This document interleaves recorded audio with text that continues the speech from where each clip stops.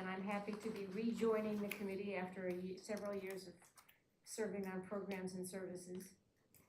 And so here in the room, we have Councilor Rado from, Councilor at Large from Ward 7, Councilor Danberg, Councilor at Large from Ward 6, Raina Getz, Councilor at Large from Ward 5, and online we have Councilor Leary, the Vice Chair from Ward 1, David Kalis, Councilor at Large from Ward 8, from Ward, yeah, I said that, Councilor Kelly, Councilor at Large from Ward 3, and Councilor Gentile is joining us, Councilor at Large from Ward 4, and I'm Susan Albright, Councilor at Large from Ward 2. And our first item on the agenda was to be a public hearing, 3124. Should I read it into the record? It's been, we have a request for withdrawal without prejudice, but I'll read it into the record.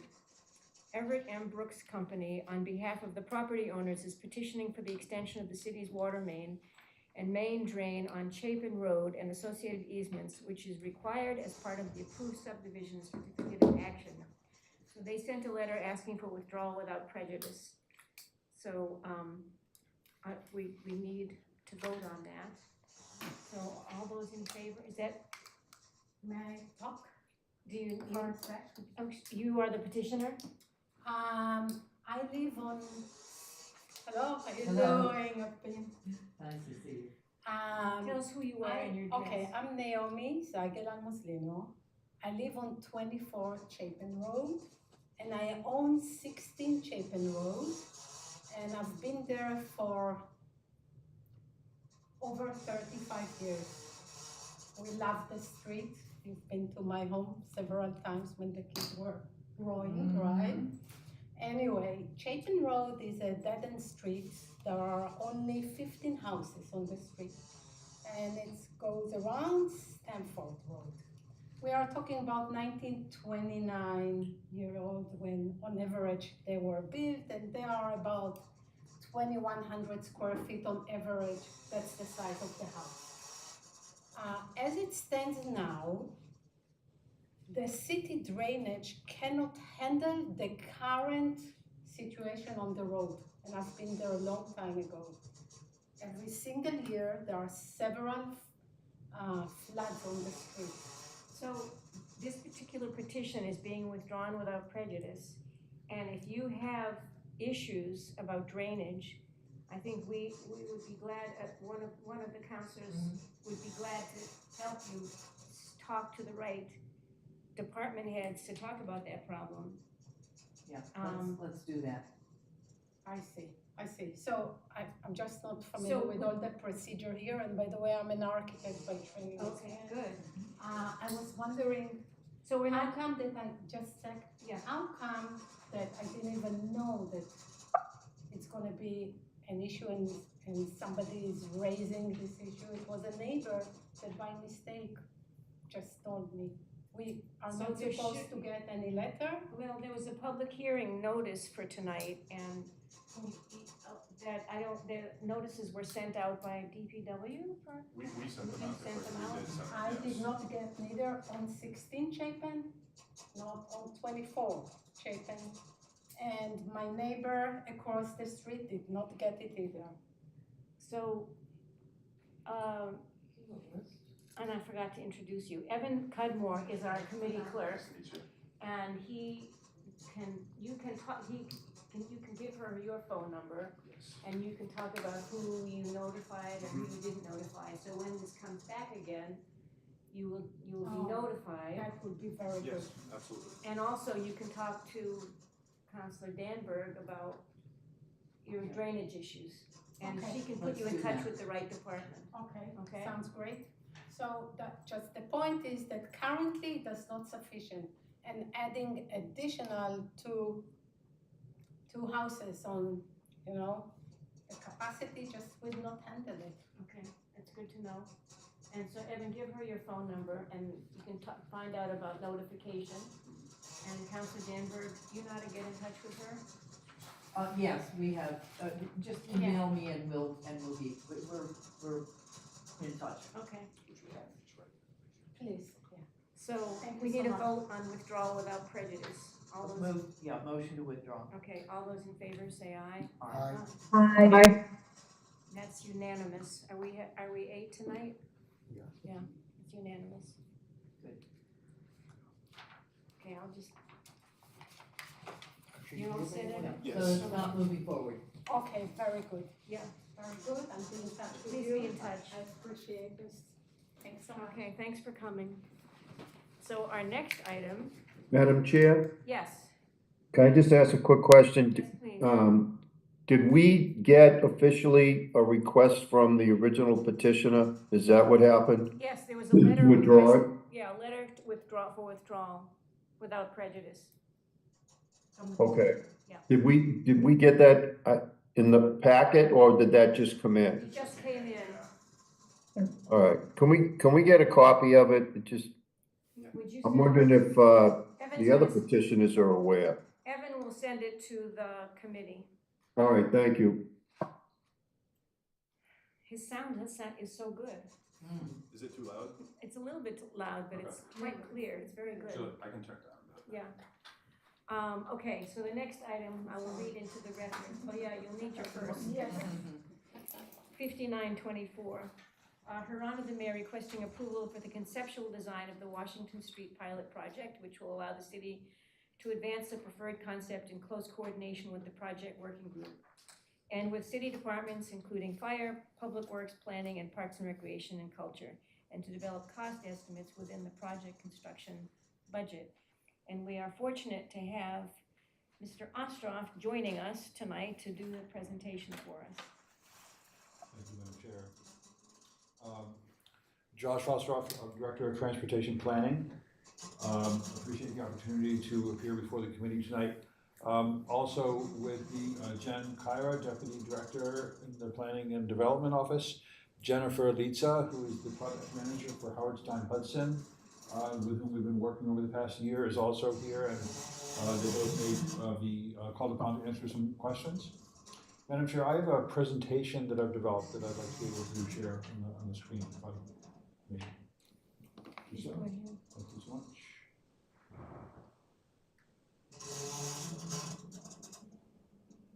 Pipes are noisy. All right.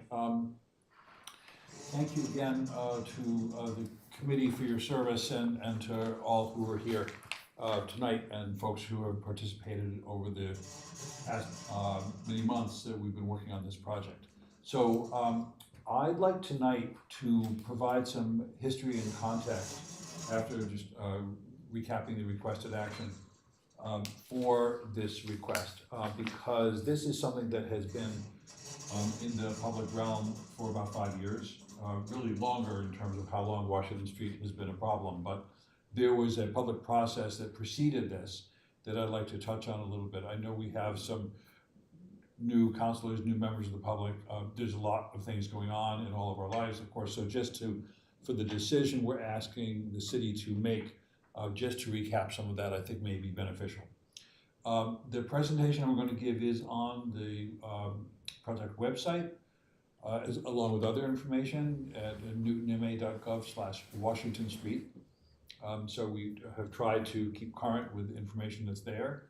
But if folks do have questions about this and want to reach me or the project team, the email address is washingtonstreet@newtonma.gov. Thanks to our IT department for all their help. So the requested action, as the chair just stated, is to ask for your approval for a conceptual design. And just to explain that this will ultimately be before the council and this committee and potentially other council committees and traffic council when we have a final design. But because we are on a relatively accelerated timetable and a lot of work has preceded this and there's more to come, we thought it would really be beneficial and more than just a courtesy, but beneficial to you as councilors to understand what we're asking, to make sure that as we cross all the T's, dot all the I's, develop cost estimates, really advance this design, that we have the confidence of the council facilities committee, public facilities committee, to make sure that we're on the right track. And if there are concerns, hear them. Obviously, there'll be lots of questions, but we really felt like before committing all of this effort in the coming months to checking in with you was beneficial. So, setting the Wayback Machine about 5 years, these are just some pictures from the Washington Street Vision Plan. This was a very robust public process that the city's planning department undertook several years ago to ask people along the Washington Street corridor, more than just this project area, what do they want to see in Washington Street, which has been a challenging road to experience, a lot of issues that spill into the neighborhoods because of its characteristics. But more than just transportation, it had to do with land use and placemaking and arts and culture and the kinds of things that people want to really enliven their neighborhoods and make them places that are more joyful.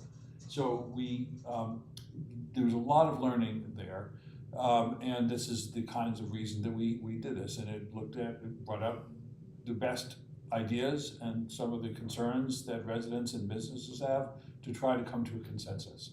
So the specific transportation recommendations coming out of this to reconfigure Washington Street for safety, focusing on safe neighborhood streets, making room for people-powered transportation, which means cycling and walking, designing sidewalks so they could be used year-round, and very importantly, and a principle that we've taken to heart in planning, is to test before we invest. You've seen this in other projects around the city where if we have an idea, we want to pilot it without making a lot of expense. And that way, whether it's speed cushions or different kinds of bike lanes or other elements to change the layout of the roadway, to give people an opportunity to get used to it, and so that planners can learn from that before we make permanent costly investments. The council adopted the entirety of the vision plan in 2019, and then a couple of years later, planning department went forward with the procurement department. This project has benefited by a broad participation. Besides myself, Barney Heath, the planning director, Olivia James, our community engagement specialist, Jonathan Yo in the mayor's office. In Public Works, a number of different folks have been involved. More recently, our new Director of Transportation in the Operations Division, Ned Codd, and his team. Thank you to Councilors Albright and Wright for their participation in this, and two members of the community, Mike Hallie and John Pelletier. The consultant team, I already mentioned Jessica Lisa, her colleague Emma Antiato, Jess Mortel, and then a landscape design company, Halverson Time Bond Studio. We've had regular project meetings, and last May, many councilors, beyond just folks that are on the project team, went on a site walk just to see firsthand what most people in the neighborhood experience every day. So I mentioned that this is just a segment of what was discussed in the vision plan. It goes from Chestnut Street to Lowell Avenue, a distance of about a mile. So the idea is to create a safe, attractive, friendly, and welcoming environment for all who work, live, travel through the area. This would be done, as I mentioned, with low-cost temporary materials, which are described here. What it is not going to be is resurfacing the roadway, except maintenance work. We will not be moving granite curbs. We will not be changing the drainage systems. We will not have significant intersection changes, and there will be no property takings. Those are the kinds of things that add up a lot of cost and a much more significant commitment. What we are trying to do this test is to demonstrate and quantify these benefits, to learn from this over the coming years, to make sure that we can have a more walkable, accessible Washington Street in the long term. We would look at a more ambitious transformation of Washington Street, extended beyond these project limits in the years to come. We don't know exactly when that would be or what the specific area would be, but it is certain that it would be the sort of project that we go to the state and federal government for testing. It would cost orders of magnitude more than the $2 million construction budget we have here. Can't say how much more because we don't know what it would be and where it would be, but that is the kind of project. Look at Needham Street as an example that other people, the federal government is paying 80% of the cost and the state 20%. The city might have to pony up for the design, but we would explore all that in the years to come. So the first thing that the project team did is review the existing conditions. And this is to just give you a sense of what we have. 12,000 or so vehicles per day were counted. That's within the range for 2 to 3 travel lanes, although we would maintain 4 lanes at the intersections of Chestnut and Lowell. Typical speeds are in the mid-30s. It's posted at 35. I would note that there's a citywide speed limit of 25, but this is not one of the streets that has, that's been adopted. Bicycle volumes and pedestrian volumes were lower than we know that they will be, 29 cyclists during the peak hour. As we have observed, most of them, or at least half of them, are riding on the sidewalk, just because that is where people perceive that it's safe to do so when you've got a 4-lane road with parking right up against the travel lanes. Most pedestrians are crossing at signals, and it varies during peak hours. I should say, I personally consider that if you park on the south side of Washington Street and walk to Trader Joe's, it may only be for 100 feet, but you are a pedestrian. You need all the comfort and facilities that pedestrian travel requires. You don't have to be walking a mile to need to feel safe. It's come up, understandably, through the planning process that we need to better understand what future traffic will be, because as folks know, Dunstan East will be getting underway soon.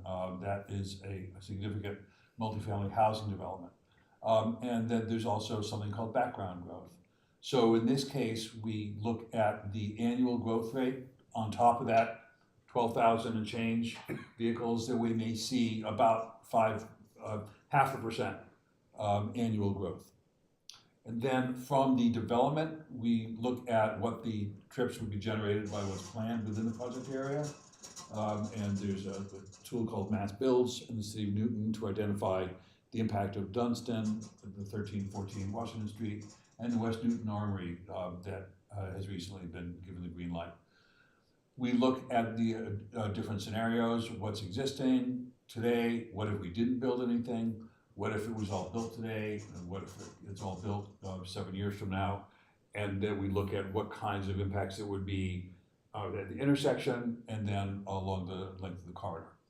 And so what we see is minimal impacts at Chestnut and Lowell because we've got those 4 lanes and because there's not as much traffic as people might assume, knowing that there's a lot of traffic coming in.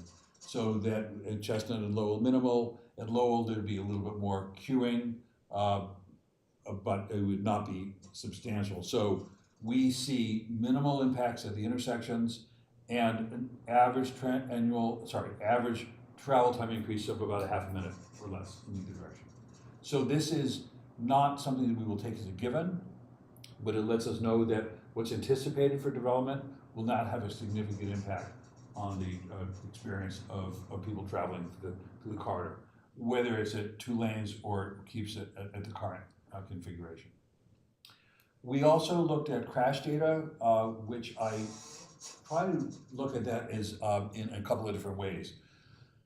First, that we need to know what kinds of accidents are happening and how frequently, crashes, they're not necessarily accidents. We need to understand what's most common. And an angle crash where you have people making turning movements and having a collision with a car in the opposite direction is common.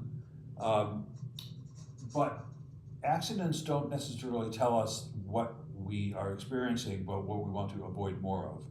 That is to say, when people don't feel it's safe, you have relatively low volumes of people cycling and walking, but we know that it's a desirable corridor, that's telling us that we need to plan to have greater perceived safety.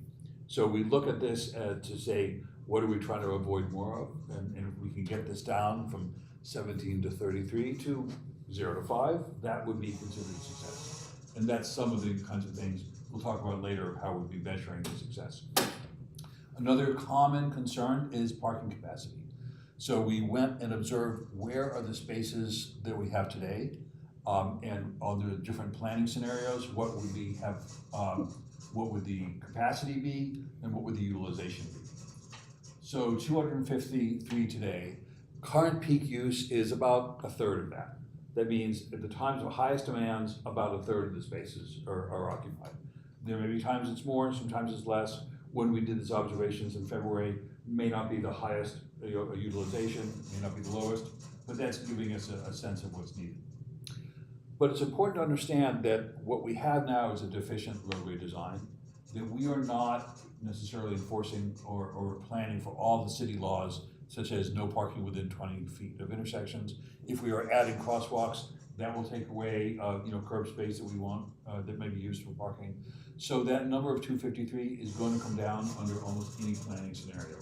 Even if we weren't changing the number of lanes, we would be looking at potentially, losing some parking. So, those are, we'll pick that up later.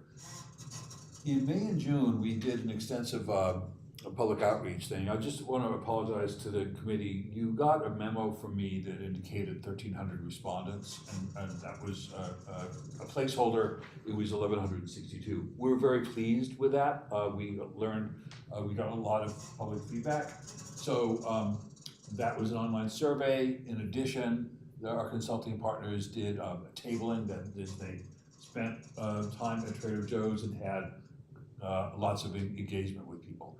There's a survey report at the website, the Washington Street, on the city's website, where folks can read more of this detail. The big takeaways, they actually mirror a lot of what was learned in the vision plan. Challenges for pedestrians, where you have unproductive sidewalks stretching 50 to 60 feet. A roadway that's visually unappealing, virtually no dedicated cycling facilities, so lots of conflicts or congestion at the intersections, and businesses had a concern about convenient customer parking. We hear that virtually every place we go. Businesses normally want, if they don't have off-street parking, they want to make sure their clients and workforce have places to park on the street. Now I'd like to talk about some of the conceptual design alternatives that Howard Stein Hudson developed with a lot of this input. So, just reiterating the goals, but with a little bit more detail.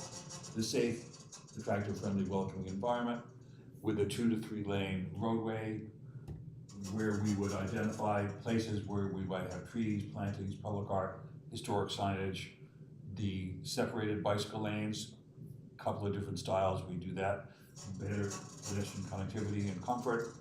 And another thing that we are planning to implement, there'll be some contract issues with Mass DOT, but to have soundproofing along I-90, a chain link fence that would reduce noise pollution and have some greater visual appeal. Want to talk for a moment about why speed is so important. I think that when the council approved or accepted the legislation that the state made available in 2016 to have lower default speed limits, I'm sure that you had this discussion. When we reduce vehicle speeds, we're doing more than almost anything else to increase survivability and have a better experience for people on foot or on bike. As speeds increase, your cone of vision is reduced, your reaction time is reduced, and the rate of fatality and serious injury goes up substantially. So this is really the planning metric that is really critical, and that wide lanes encourage faster speeds. That's just something we've observed, that the science has borne it out, and that's something we're really trying to do on this stretch of roadway. So to prioritize safety, the going to 2 travel lanes plus a turning lane, shorter crosswalks, dedicated bike lanes. All the different alternatives I'll show you would prioritize parking with one exception. All the bus stops would be made accessible. And importantly, we've been speaking with our colleagues in PRC about a proposed off-leash dog park at Walker Park, where more than 100 years ago, I guess there was a fire station there. That was before my time. So that is one of the things that we think of that will make this more of a destination. So we're looking at improving the current crossings and adding a few more. I want to mention that, so there's a couple of new crosswalks we would add at Brookside and Cross Street, and others that we would make better. Dunstan East is not shown here, and in discussions with the project proponent, we know that they are planning to have what's a HAWK, a high visibility signal. Its location is something that we will work with them on, because one of our things on the to-do list is have a lot of engagement with that developer, because they are planning some improvements and they're going to need to occupy some of the roadway space, subject to city approvals during construction. but we are anticipating, greater crosswalks. So there might be one more than we have here now. Some of the things we're looking at for environment and aesthetics, in the future, more plantings, having trees and other plantings in containers, and the Acoustafence is the name of the product, screening along Interstate 90. Just a little thing that we're thinking of with public art is, should we be able to, get the right of entry to modify that fence? That's a great opportunity for some kind of public art process. It's not free. That is, these screenings do come with a price tag, and we need to stay within budget. But if there was a way that this could celebrate some of the creativity that is one of the hallmarks of this great city, then we'd love to be able to showcase that. You have to be careful in making promises. So in terms of the bike safety improvements, these are a few of the different examples, all somewhat local. On West Newton Square, there's an example of a one-way buffered separated bike lane. On the upper right, in Cambridge, we see a two-way separated bike lane. And then there's a shared use path in Watertown along Arsenal Street. For the bus stop accessibility, this is not exactly what it would look like here, but the concept is that we would have a rubber structure that would be at curb level to make it easier to get onto and off of the bus, and that in many cases that would also have a bike path incorporated into it.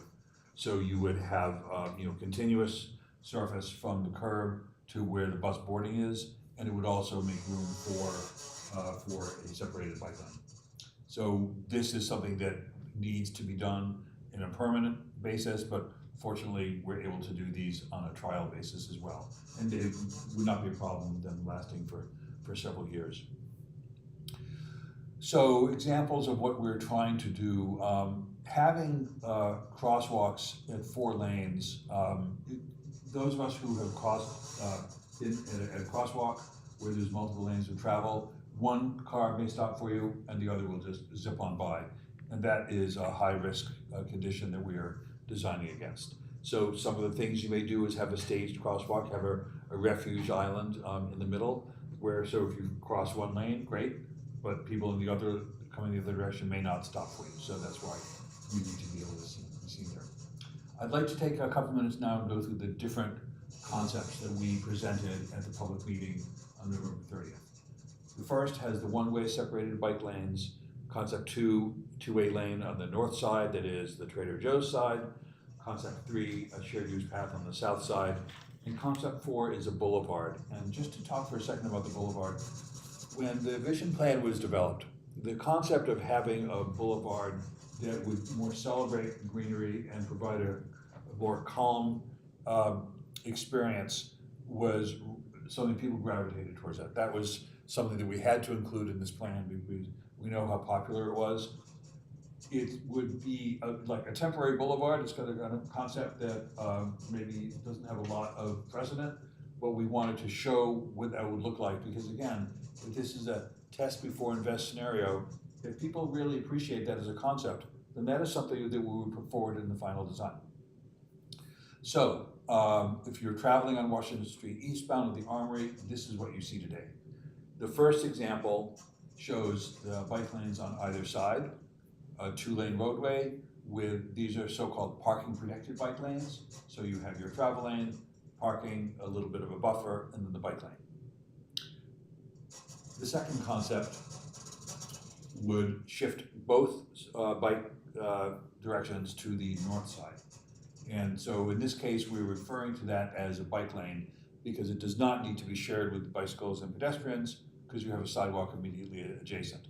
But you can then see the parking is all the way at the curb on the right next to the turnpike, and you've got some buffering with plantings on the left, the north side.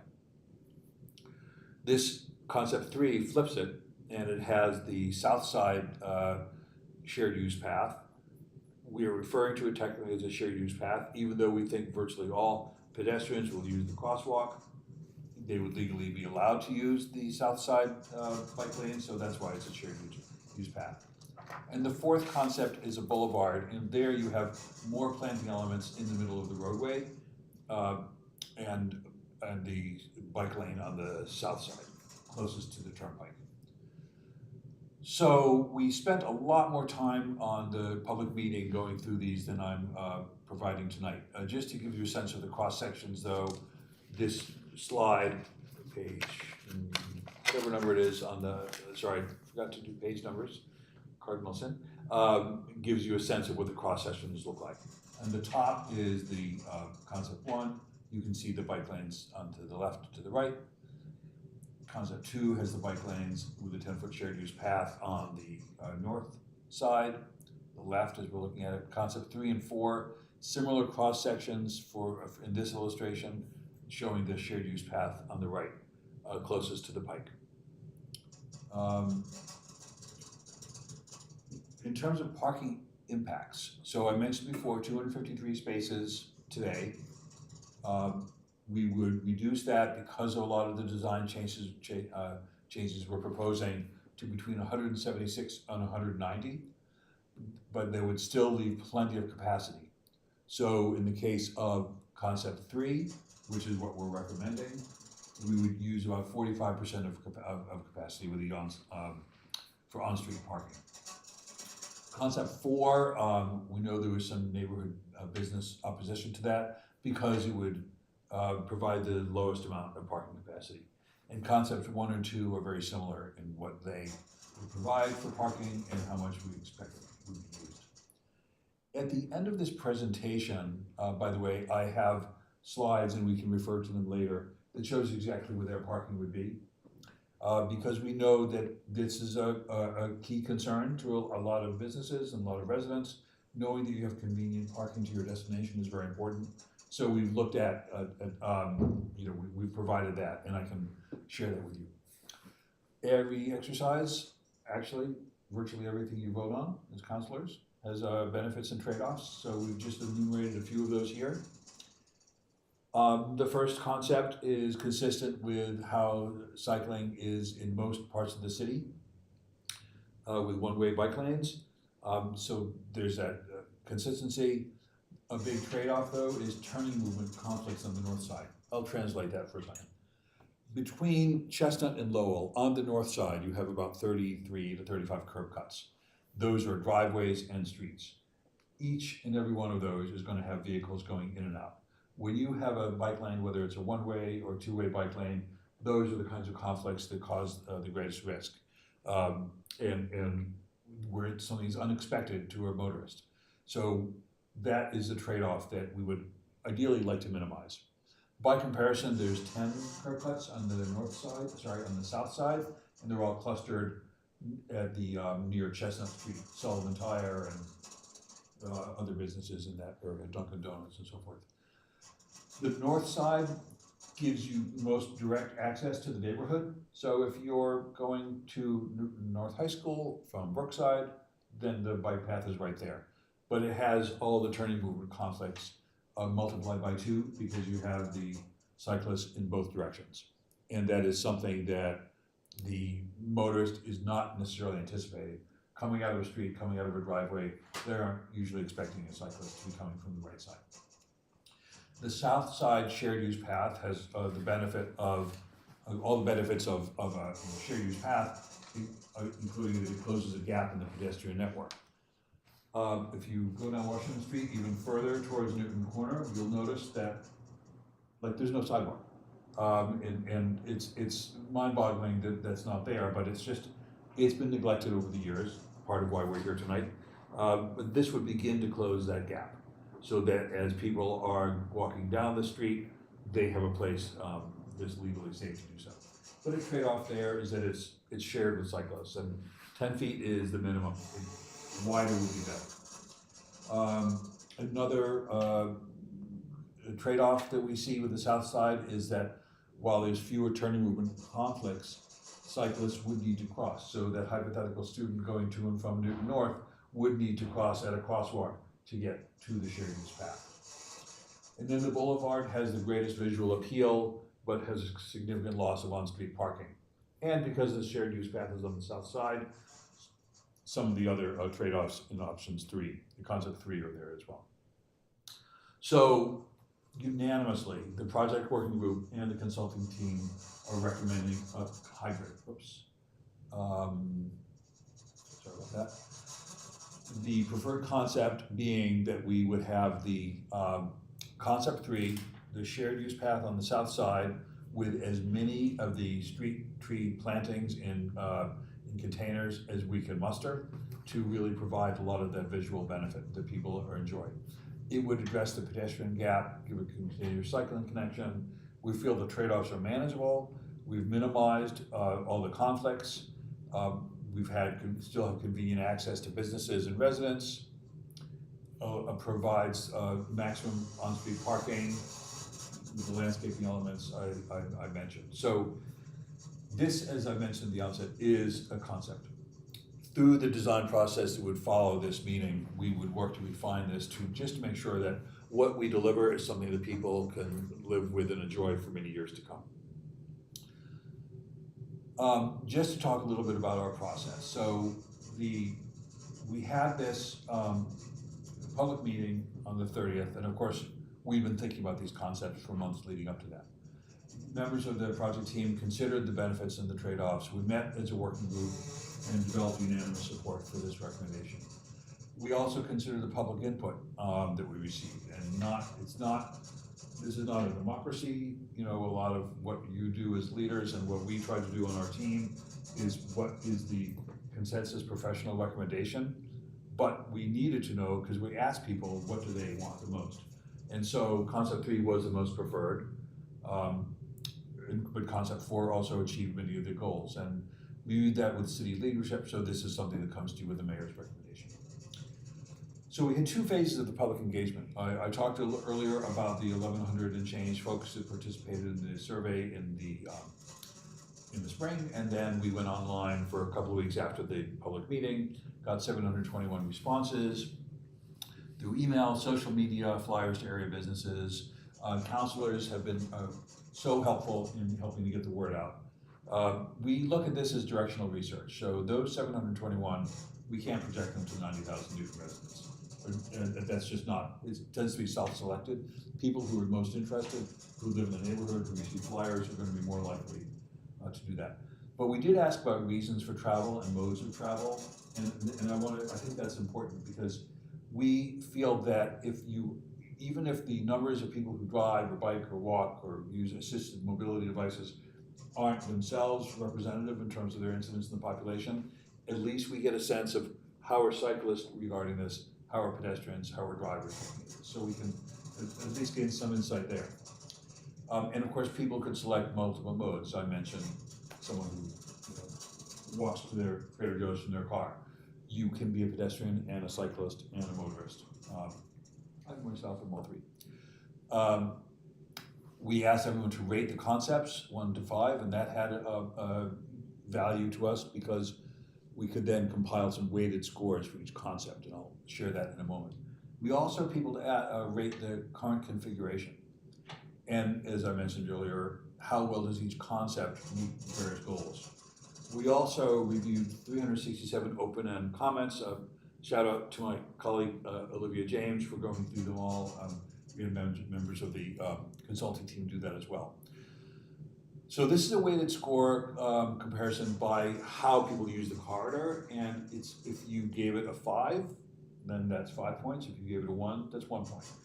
And concept 3 got the highest scores by people who visit or own or operate businesses, who travel to school, live in the neighborhood, and so forth. You can see going across, and it's not usually that close, except for people who travel to school. Those were more clustered. Similarly, we did the same exercise by travel mode.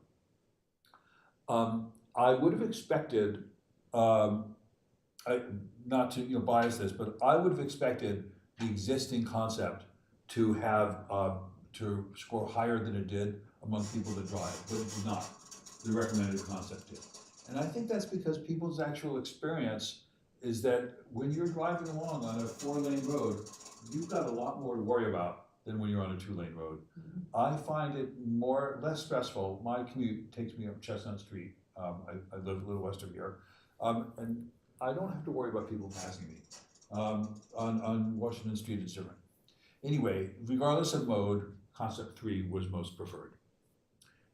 So that's giving us some validation for what the recommendation was. We, as I mentioned, Olivia went through all of the open-ended comments, and we also heard a lot at the public meeting. We have heard skepticism about the need for reducing vehicle lanes, about how we need to anticipate and accommodate future development. No surprise, not everyone's happy with changes at West Newton Square. That's asking people to change some of their travel patterns, getting access to businesses on the north side, making sure we've got parking, health impacts, the air quality from the Mass Pike and the MBTA rail. Just as a little side note, we did actually do air quality investigation on one afternoon last week. The air quality was consistently good. I mean, I can show you the screen grabs from that along the Pike. It was less so when we got into Newton Corner onto Center Street. Not that surprising. So this was there was a well-stated concern about this at the public meeting. We took that to heart and we did some assessment. We certainly want to do more because air pollution is a concern for everybody's health. To anticipate the left turns that people would need to make into Trader Joe's and Ascend or other businesses, as well as the potential for U-turns, making sure that our plantings don't obstruct sight lines. What about cut-through traffic? I guess I've mentioned parking twice. Should mention, we've also had the opportunity to discuss this with the fire chiefs and are committed to working closely with them to make sure that the turning movements that are programmed are there, that when there's an emergency situation, that there's good opportunity for passing. That obviously is an issue where motorists need to know how to respond to emergency vehicles. But we don't want to make those situations exacerbated in any way. So it's not so much that I have a definitive response for every one of the 367. We look at this for going from this broad brush concept to a much more refined 25% design, and then final design is all of these concerns need to be anticipated, so that when we have a public hearing in the spring, people understand that these concerns have been addressed. There was support and opposition so those I think were sort of in opposition. A lot of people talked about that how it was beneficial to avoid conflicts with the south side lane. The more we can screen the Mass Pike with for visual and sound, the better. They want more walkability, access to bus stops, physical separation for the lines, rapid rectangular flashing beacons. I don't know that that's a word that's an acronym that's in the public, wide public use, but it just means those flashing yellow signals that you see maybe outside City Hall or many other places, typically actuated by pressing a button. People want to see more of those. And strongly we heard from folks, parents and students at Newton North, they want to make it easier to get to and from. Subject to the council's okay. We've got a lot of work to do. We would continue the collaboration that's implied in the motion that's before you. We have already talked to Garden Homes. We continue to do so that that's well coordinated. The design process, the products that we would doing over the next few months, cost estimation, we have a $2 million funding budget that was in the cover memo. So making sure that everything we do is affordable within that budget. The role plan is something where you basically have an aerial view of the project from start to finish. So that would show the full length of it, very detailed plans for the intersections, and then final council approval. Performance metrics. Those are things like how many people are walking and biking, how long does it take to cross the street, what is we may do some more surveys, what do you like and not like about what we've done. Looking at this as a trial, then we owe it to the public to make sure that we're getting feedback on it. There would be 25% design meetings, including a public meeting, what other required approvals. We would need permits from Mass DOT, or the MBTA. And because this goes across a property of the Mass Water, sorry, it's the MWRA, not the Metro West Regional Transit Authority, we would need a permit from them. That's not a concern. Final design and bid documents, and then go out to market in the fall with an executed contract by the end of this calendar year, and then implementation next year. The contract date is important. This is done using American Rescue Plan Act funds, the construction is, and so those funds need to be committed with a signed contract by the end of December, and then they need to be fully expended by 2026. I'm more concerned about the first deadline than the second. Just finally restating our ask of the council.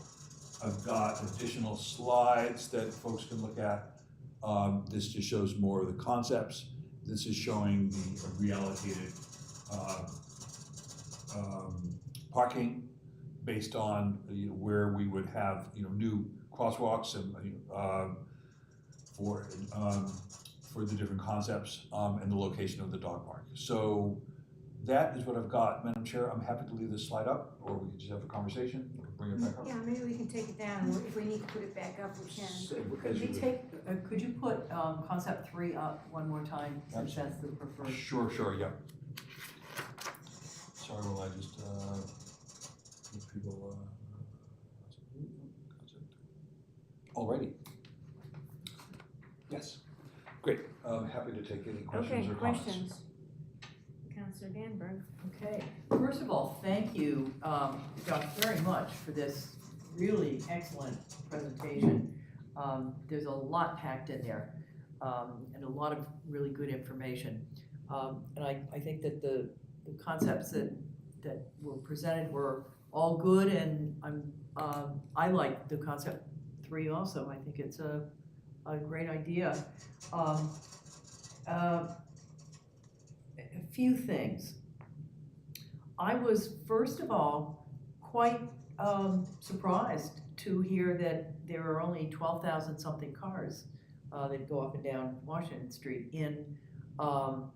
When I chaired the Newton Center Task Force in '05, we did an origin and destination study with traffic on Beacon and Center, and there were, in '05, between 17 and 18,000 cars on Beacon and 25,000 cars on Center.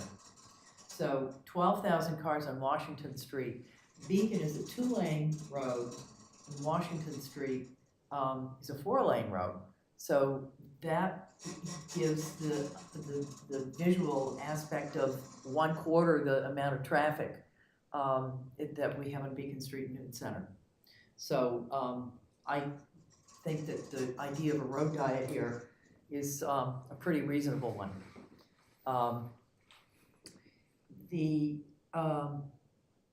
And I agree that the wider lanes mean faster speeds, because that is true on Washington Street, comparing it with, say, Beacon.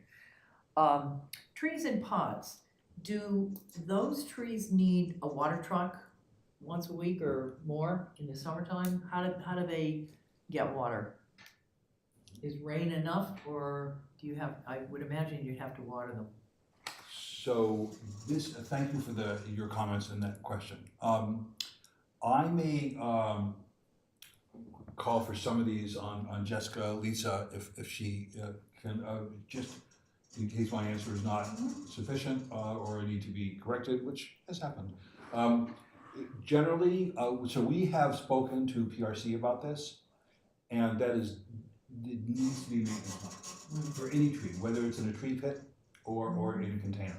There are ways in which you can have sensors to identify what the need is, but absolutely this would require a maintenance commitment, and whether it's watering or other health and care of vegetation, that would need to be an obligation, and that is absolutely has to be a consideration when we're thinking of not just the design and implementation, but the life cycle. So I think that's a Yeah, you want to make sure that when we plant those beautiful trees that they stay healthy. Sure. Yeah, and that there's a replacement as well. Yeah. Right. On cut-through traffic, Very important idea, cut-through traffic. I remember hearing, I think from George Mansfield, in fact, that when we when the city, or when, not the city, when the Department of Transportation decided to remove the toll booths from West Newton and Newton Corner, the amount of traffic on Center Street went up by 40%. Because people realized that if they got off 128 at Highland Ave, they could save $60 a month by avoiding the toll at in Wellesley at 128 there. And so instantly, as soon as that happened, the traffic went up. Is there something that we could do to reduce cut-through traffic? What ideas might there be?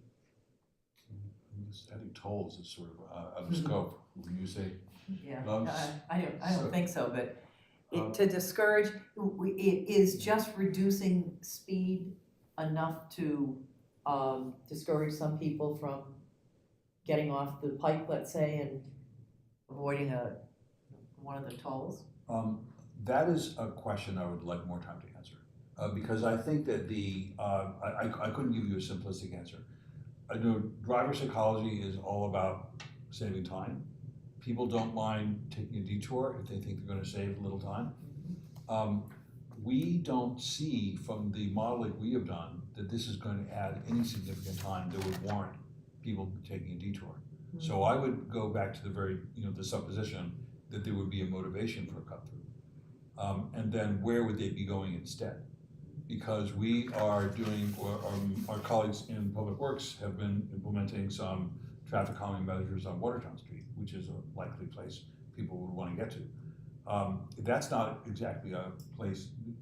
If I were to say to a resident, hey, let's save time and take Watertown Street, that doesn't usually go together. So I don't know how much of that there would be. So I would back up and say, are we making changes that are going to lead people to want to take cut-throughs? And if so, where? And then if that poses a public safety risk, how do we mitigate that?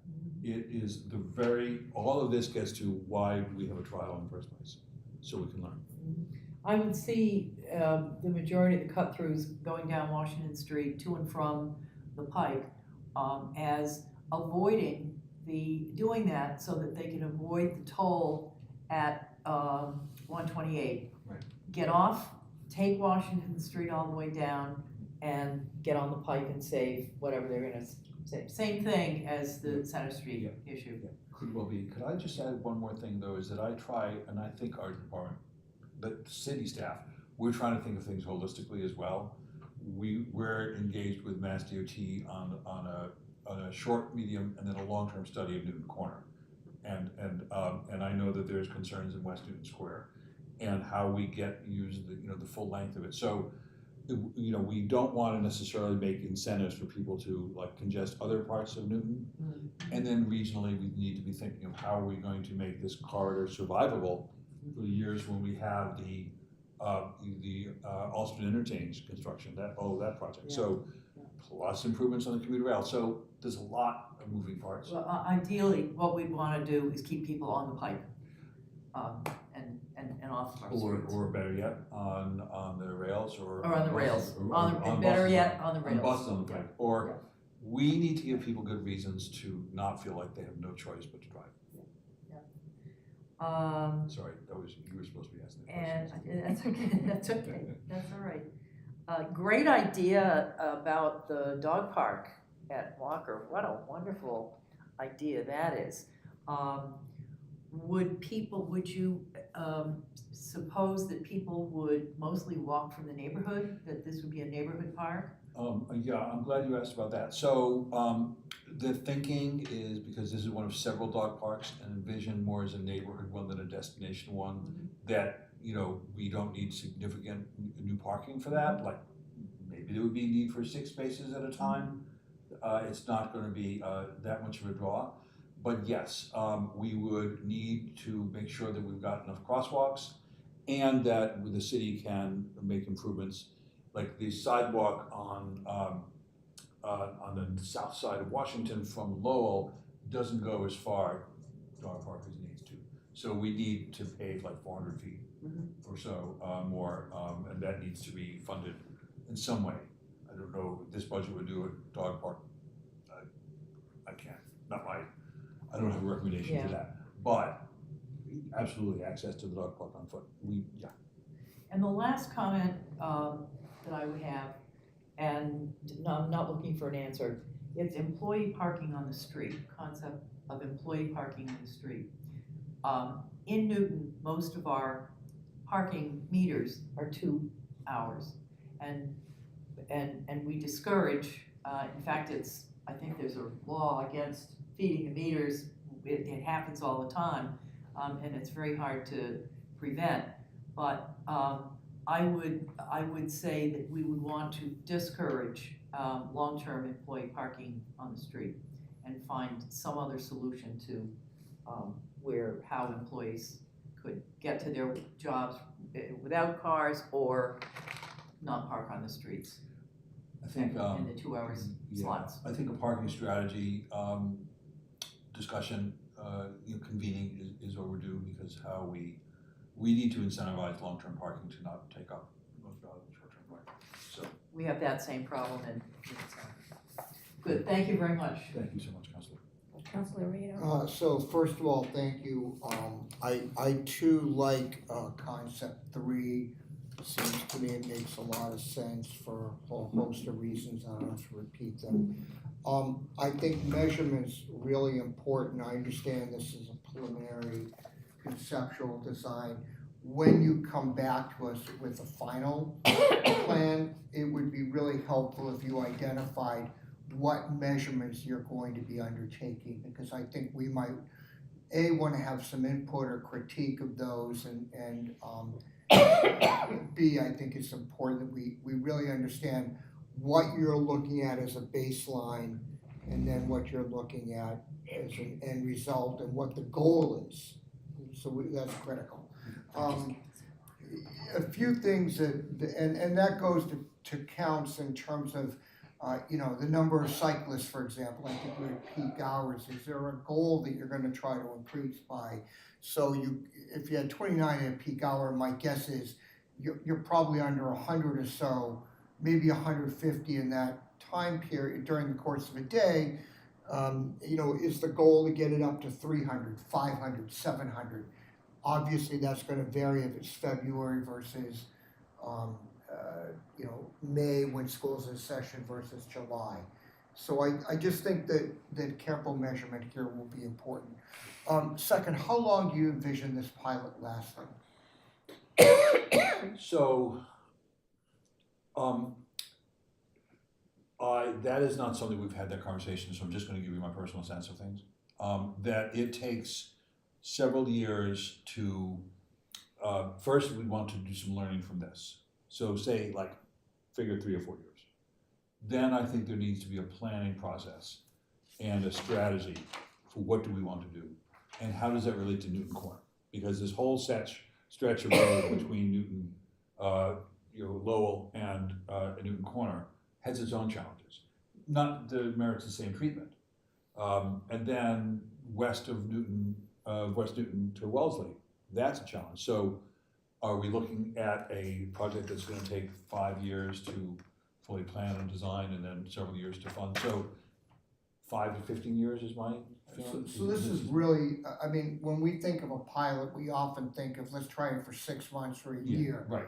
That's not what this is. Right. So think through when you come back to us, if you would, what the reporting mechanisms are for where you are with after 6 months, a year, 2 years, and what ability we have to change. Because you're locking in for a very long period of time, and if something's not working out after a year, what's gonna be involved in changing it? Those are great points, and so 2 thoughts is, one is that we wanna get, as much bang for our $2 million as we can. So in a way, I would say, well, let's make sure we've got something that's durable, that will serve us well, for as long as we need to have it there. Another factor is, what's the lifespan of a lot of these elements? Because I don't know, I could not say, yes, everything we're putting down will last for 10 years. We might need to budget, replacement of some of the rubber curbing. It may disintegrate after a given period of time, more so than like concrete or stone would. And the second or third thing is that the nice thing about a trial is we can change it. If something's not working, we can move it, adjust it. I think that's partially though a reporting issue with Yes. us, so that, Right. the chair schedules some kind of, yearly, Right. even 6 months after you implement, and then maybe every year or so after. I think that's important. 3 specific questions relating to the specifics here. The bus, how, between West Newton Square and Lowell, how many stops does the bus make in each direction? Do you know offhand? I think 2, but either 2 or 3. Is there any way to figure out how you can move the bus in so it's out of the line of traffic, Yes, but not interfering with the bike path? Right. And is that gonna be part of the design? yes, Okay, so the bus will be able to go in, traffic will be able to go around safely around the bus then goes back out, and meanwhile the bike traffic passes? exactly. Okay, So that's where you don't have parking. and that's on both sides? Correct. Okay, that's great.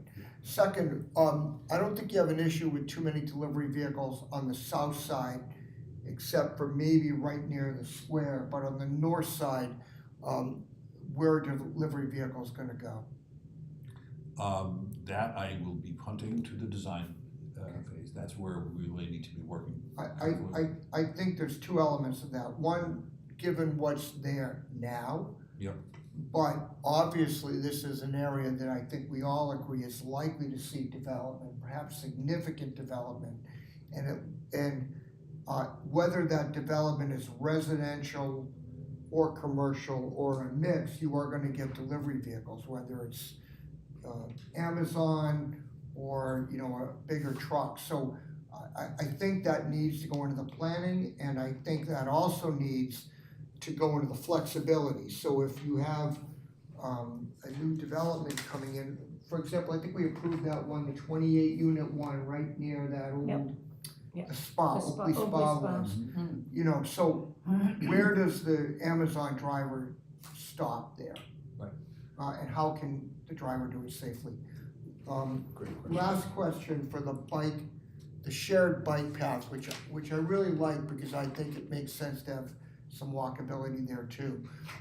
What is the plan for electric type vehicles? I mean, there's a variety now.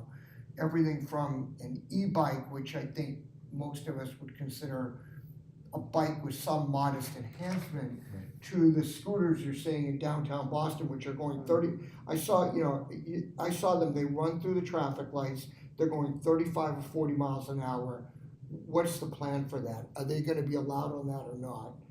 My strong suggestion is they should not be. I do not think they're appropriate in those kind of paths. I'm glad you raised that. That is something that I think the city will need to address. When e-bike legislation was passed a year or so ago, it actually gave municipalities authority to regulate speeds on shared use paths. Yeah, good luck enforcing it though. Oh, well, yes, but you gotta start somewhere. I hear you. I totally hear you about enforcement, but I think that measurement is critical, and that is something that I'm gonna just write down, something we need to look at. I would just ask that we give serious consideration upfront to what's allowed and what's not. Like I said, my understanding of e-bikes, I know Councilor Leary, you have one, right? You can respond in a moment. You're muted, Councilor Leary, but I'm not muted. oh, I'm sorry, I didn't hear you, forgive me. Okay. But all I'm saying is I think they're very different than the scooter that goes, 45 miles an hour. Right, and speed differential is critical. with these new devices. And, yeah, I think we might wanna think strongly about just flat out regulating the type of vehicle that's allowed and not allowed there. yeah, I think that'd be easier for enforcement. right. Well, that's kind of what I was getting at with the legislation. Okay. Yes, yeah. Fine, thank you very much, appreciate the time. Thank you so much, Counselor. Thank you. Council Leary? Thank you very much. It's my understanding that motorized vehicles of any kind are not allowed on bike lanes, and they even limit the speed. E-bikes are limited also in speed, in order to be legally allowed to be used on bike lanes. So we could, is that not correct? It is true that we have not regulated or allowed the class 3 e-bikes that go as fast, or some of the other things that the councilor was talking about. So yes, Okay, yeah, that's something I think that we need to get some folks together on to discuss. yeah, I just want to say how much I love this design. They were all had their merits, but I think you got it right with design number 3. This stretch of roadway is currently just a speedway for cars. It's ugly. It's just a straight thoroughfare. It's a heat island effect. And it's also, there's just not, it's between villages, right? There's just, it always has kind of a desolate feel to me when, especially with the Dunstan East also being that's just a construction site right now. And I'm looking forward to when it's not such a way. So I just want to give kudos to your work and the work of your colleagues and your consultants on this. I think it's way overdue, and I'm very, very pleased. I attended the public meeting on November 30th, which was well attended and very well done. So I'm just very appreciative of the work and effort that went into this. That being said, I wanted to, there's a couple of questions. One, the fence. When I'm looking at it, it almost looks like natural plantings, but that's actually just a visual art on there. Is that correct? Correct. Okay. Was consideration given to like natural wisteria or climbing vines or more trees there? Was there that discussed, or is there, and it would be a benefit? What kind of benefit would that offer? Just to that also, I wanted to know what the cost of that would be and the maintenance involved in that. Right. I think that in the design that some of those things can be discussed, but I don't know how well the soil would support plantings there, or whether we could do that with legally. We need to negotiate with MassDOT or the MBTA. So that might be more of a long-term vision where we actually might be then moving the curb and planting new soil that would then support planting. So would you settle for a painted fence that looks like wisteria? Well, it's certainly a big improvement what's there now. But my bigger concerns are around safety, Yes. both for all users. And I think that this design will make the street much safer for all users.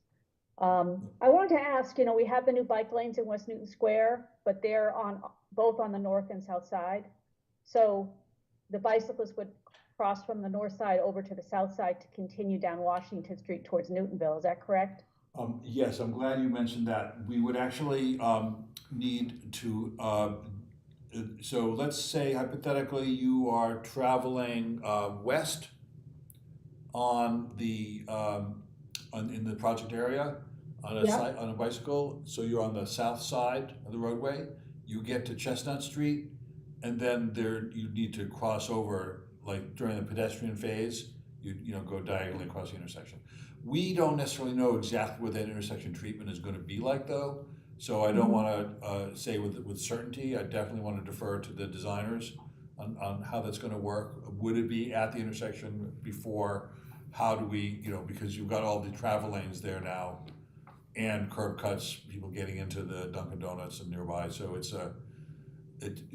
but yes, in principle, you would need to get over, and that is one of the features of this design, with having a two-way bike lane on either side, how do you get people to the other side of the street? Right, okay, well, I'm glad that you're thinking about that, because I think it's important to consider the connectivity for bicyclists, and maybe people who are on scooters and things like that, so they can safely negotiate the road. It's frustrating as a bicyclist when you have this nice bike lane and then all of a sudden you're just thrown into traffic again. You know, so I also wanted to ask, you mentioned Newton Corner, and of course I've been involved in the MassDOT discussions about redesigning the rotary, and their designs do include bicyclists and better bicycle and pedestrian access. So has thought been given to the connectivity of this bike lane going through Newtonville and into Newton Corner? Not really, only in my mind. But Yes, because it's beyond the scope of this particular project. It is, yeah, and I look at how heavily used, you know, where you've got the diagonal parking for folks going to the restaurants, you know, on Newtonville and all the shops there, and what it means at the village. I mean, there's just a number of different places where this would be problematic. Even the post office, you know, parking where they've got the trucks there. So there's a lot more to work on. So we're not quite ready to have that conversation yet, but boy, it's overdue. So. Yes, I agree, and I just want to say, as a bicyclist, there's a huge difference between riding on a dedicated bike lane, particularly a protected bike lane, or something like the Charles River Path, where you're totally off the street, as opposed to riding a bike along Washington Street, where cars are sometimes going 40 miles an hour. It will attract more people to ride bikes. And that will also really be helpful for people who choose to drive or don't have an option, in terms of mitigating some of the traffic. And the fact that we have these 3 projects coming up, I think it's really important that this project happen, because I think it will just make everything safer. It will give people transportation choices to get to West Newton Square and Newtonville as well. So I'm just very pleased with it, and I certainly plan to fully support it. So thank you very much. Thank you, Councilor. Could I correct something that I said earlier? Yes, and we've had a request from someone online to ask you to speak up a little bit. Oh, sure. The first time in my life. Yeah. Councilor Loretta, you asked about bus stops, and I gave an incorrect answer. I wanted to just, my consultant, I said, please text me if I get something wrong. And so we need to carefully look at that through the design. I cannot say categorically that there would be pullouts for every bus stop. So we need to, better understand where they are. We could also talk to the MBT about moving them, but there's the potential for the blocking lanes. So I just want to, there aren't that many that it would be that much of a delay. It's not like 20 people getting on and off every 15 minutes, but I apologize for not giving you. Well, except you might have somebody who needs assistance getting on a bus, for example. Absolutely. Or is putting a bike on the front of a bus, and now you're, at rush. I'm not worried about it at 3 p.m. I'm worried about rush hour, and now you have a line of cars backed up for, a minute or more. That actually is pretty significant and affects ability of people turning into, I think particularly going downtown. So I just urge you to try to figure out the carve out if at all possible. No, good point. Yeah. I appreciate the correction. Yeah, no, sorry about that. So, yeah. Okay, so Councilor Leary, you're all set? Yes, I think so. Yeah, one thing I wanted to note that I don't believe U-turns are legal on roads that have a double yellow line down the middle, right? So just wanted to note that. Okay. Councilor Gentile. Thank you, Madam Chair. So I wanted to pick up on President Laredo's question or comment on the pilot.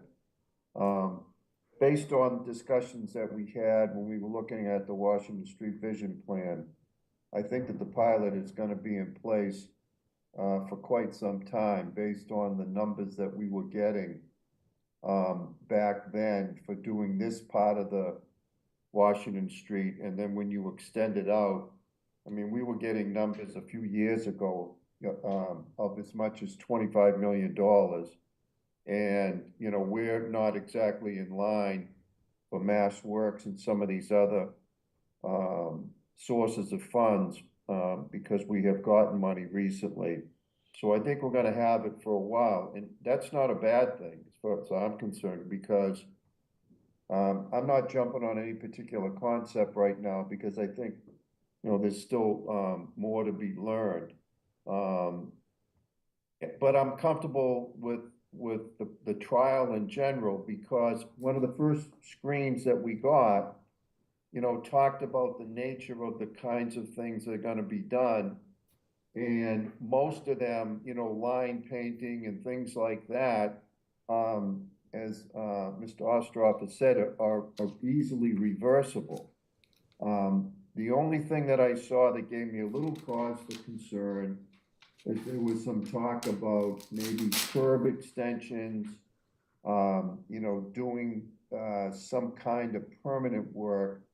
And I was wondering if maybe the commissioner who will end up being charged with doing it or overseeing it, if Commissioner McGonigal could maybe talk to that a little bit, as to what you see being done along those lines, or did I misread something? Could I say, those would not be permanent curb extensions.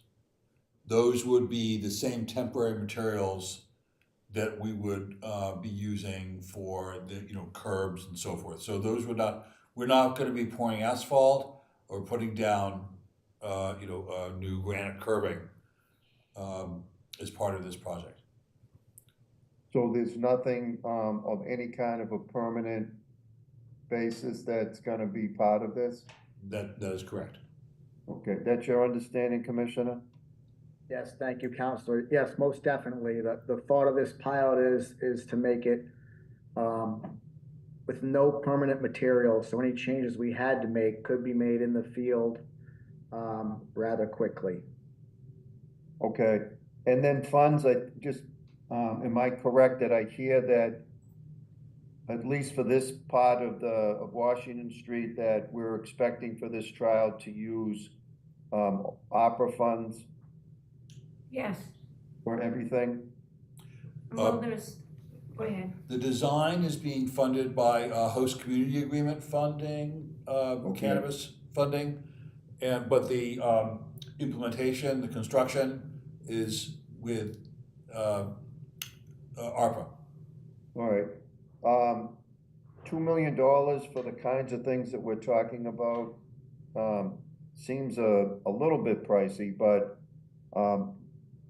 it would be nice, somebody's come up with the number somehow, and it would have been nice to have just some rough numbers tonight, but I understand you wanted to get this moving. But if we could get an estimate sooner rather than later for when we're gonna be taking this up, and I'm being told that it's in the spring, I would appreciate seeing the estimates as soon as you have something ready. So that was one request that I had. The picture that we're looking at right now, that dedicated left-hand turn, does that occur at all of the side streets, like, you know, Cross, Eddy, Harrington, and there's a few more? Are all of those intersections treated that way? So probably, but we have to do that full design where, and, you know, wherever there is, you know, that's something we would need to look at the volumes as well. But in general, we're looking at the left turn pockets. How long those would be might depend on, you know, the anticipated traffic counts, you know, going in typically it would be turning left, heading eastbound to northbound. So it would be, you know, what level of that. But there may be cases where for people to get into, you know, Sullivan Tire, that you'd have a westbound, you know, left turn lane. That we have to really explore through the design process. I'm thinking primarily heading eastbound, you know, on all of those side streets. You're saying that that's still to be determined to see if there will be left-hand turn lanes at all of those? It's like if you have low volume and you can get away without it, then you're preserving parking. So that's an example of where we would have a trade-off there. So if there was a minimal need for a left turn lane, then you might not do it. Or you might have a two-way left turn lane, which is likely what you'd have around the auto business at Sullivan. All right, so at a place like, I forget the left after Harrington or 2 streets after Harrington, that doesn't receive, I think, a lot of volume of left. So like, for instance, there you're saying you may not have a dedicated left-hand lane. That's to be determined. That is the kind of detail that you'd see at a more advanced design. Okay, and I think the last question I have is, because I'm very concerned, as everyone knows, about bike lanes. The thing that I don't like about option 3 is two-way bike lanes, because I don't care if you're driving, walking, or biking. If you're right next to each other going in opposite directions, there's more likelihood of there being an accident. So to me, all things being equal, I would rather see bike lanes in one direction on opposite sides. I just think it just seems to me that it's safer. But I also understand what you said on the north side, that you have, as I was just saying, you've got a lot more cross streets and so forth and curb cuts. And which is why you're recommending the two-way bike lane on the south side. So how do you sort of make that determination or balance that safety question? Because please don't tell me that a two-way bike lane is as safe as a one-way bike lane, because I'm just not going to accept that. It's not as safe. So how do you decide which of those two options is the safest? First, thank you for these questions, and I would say that the two-way versus one-way, Councilor, I really think that depends on the volume. That if you had, 200 people an hour, then I would agree with you. If you have, 40 people an hour, the two-way is going to have, much less conflict. So that's the first thing would be the volume. The second, though, is the concern that we had about, just as you said, the conflicts with those 33, curb cuts with the driveways and the cross streets. That we're avoiding those by having all the cycling on the south side. That is just the trade-off. That the sense of the consulting team, the project team, the counselor staff, and the community members was that on balance, it was better to have these away from the conflict. And that considering the volume of cycling traffic, that's okay. But we will learn from experience on this. Yeah, exactly. All right, that's all I had for now. Thank you. So we have 3 more people who have raised their hands, and it's coming to 8:25, and we have another long docket item coming up. I just want everyone to be aware of the time, that's all. Councilor Kelly. Thank you. Oh, the pressure is on to be really fast because I've been looking at the time too, and I know what's ahead of us. I have a confusion. I may have misheard Mr. Ostroff when somebody asked how long the pilot is for. The answer seemed very hazy to me, that I could have interpreted as a few months to many years. My understanding when we were talking about this in the summer or fall or spring or whenever it was and Walk the Link, that there was the mention that this was a 10-year pilot. Am I not remembering that properly? And then I just heard Councilor Gentile say, maybe 25 years. Like, how long do you anticipate this pilot really being for? There must be some expected duration. I think. Hold on a second. 25 million, not 25 years. Okay, so I am confused. But anyway, how long? Why am I thinking that you were talking about this as a 10-year pilot, Mr. Ostroff? Well, I tried to preface my answer to Councilor Laredo on that question that this is just my personal opinion, because we don't have like a date by which we are going to design and submit a proposal to Mass DOT for a project to be on the transportation improvement plan, they would go from Newton Corner to, Wellesley, for X million dollars. We just don't have that product yet.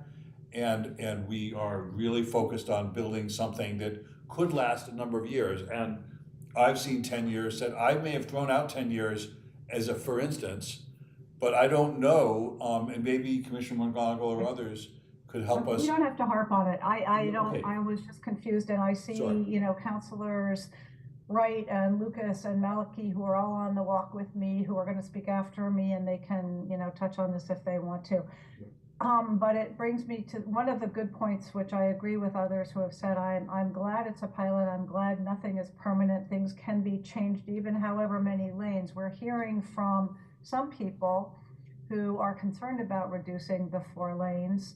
I think we can probably all agree that this stretch of Washington Street is pretty unpleasant right now in terms of width and speeding and lack of bike and pedestrian safety. And you started with that, Mr. Ostrowski. Right now, it's not in a great condition, and I think a lot of the changes that are being proposed are better to slow the traffic and to provide safer areas for bicyclists and pedestrians. So I think that's all a good thing. I just quickly say about those tree planters, they are definitely going to need maintenance, not just watering, but replanting and weeding, and those are not going to be a low maintenance item to have. And I think whoever asked about, I think it was Councilor Denberg, there's not that much soil in them all, so there may have to be replacements. Anyway, that will take attention, and I like that Councilor O'Leary asked about the fence that I thought must have plastic vines on it. You thought it was a painted fence. This strip has been notoriously hard to get plants established on along that edge in terms of soil condition, pollution, watering, everything. So I think something like a visual screen that's shown would be fabulous, just to block out the vision of the Mass Pike and not require too much maintenance. The bike connectivity, Councilor Leary touched on this, to West Newton Square. How that connection is made is really important. This is so much better than what we have. And then you get into the square and it gets really confusing again. It switches sides and it switches from protected to unprotected, and it suddenly ends in nowhere. So this stretch looks like such a pleasure to me compared to what we've got going on right now in West Newton Square. You've got the 2 ends to think about. How does it connect with West Newton, and what happens when it ends in West Newton, and how do you take it to Newton Corner? But this part looks really nice to me. We've been hearing too from some people about that this feels like it's being pushed on too quickly, too fast, and I'm wondering if it's tied to the money part that we're doing that. Is it because we've got to use those ARPA monies funds in a certain hasty fashion? And can you touch on, well, I think I know the answer, but I'd like you to answer it for other people who are not asking questions yet because they're in the public. Why do this now before the developments? Why not wait until after these planned developments come in? What's the advantage, good planning technique, whatever, that's calling for us doing this now before, say, Dunstan and some of the other planned developments go in?